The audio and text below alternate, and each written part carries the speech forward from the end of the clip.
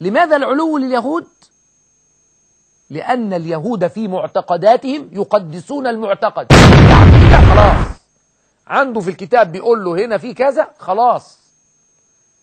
خلينا هنشوف مع بعض لقطة كده لليهود لما يدخلون الحرم الإبراهيمي ويؤدون فيه التلاوات. عجيب، يدلك على إيه؟ هو متمسك بمعتقد معين وثابت على هذا المعتقد، ثبات شديد على هذا المعتقد. وكمان مش كده وبس، ده هو فاهم إن إن لم يهدم هذا البيت ويقوم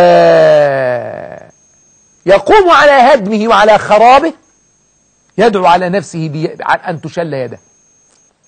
خلينا نشوف مع بعض طيب عاملين بيعملوا ايه وبيصلوا ازاي، ولما دخلوا الحرم الإبراهيمي بالجزم كده وعلى على المقدسات كده يدوسوها واحنا قاعدين نتفرج. خلينا نشوف بيصلوا ازاي، ولما دخلوا الحرم الإبراهيمي بالجزم كده وعلى على المقدسات كده يدوسوها واحنا قاعدين نتفرج. خلينا نشوف المنظر كده.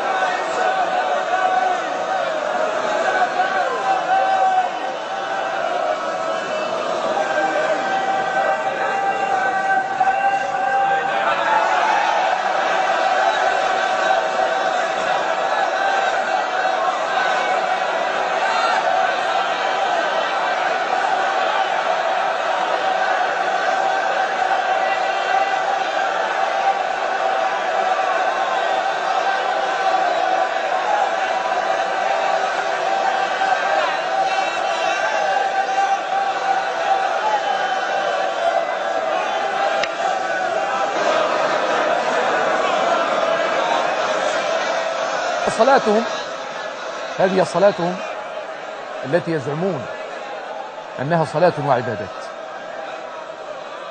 ده إيه؟ ده بيدلك على إيه؟ ده بيدلك على أن هناك تقديس للاعتقاد. هو معتقد أن هنا في هيكل سليمان المزعوم وأنه هو هيوصل في يوم من الأيام. طبعا ربما ما استطعنا أن نأتي باللقطة التي يكتب فيها كل واحد منهم ورقة ويضعها في بعض الأماكن. الورقة دي مكتوب فيها إن شلت يميني، هو كل واحد بيقول عن نفسه شلت يميني إن لم أهدم هذا البيت. بيدعي على نفسه،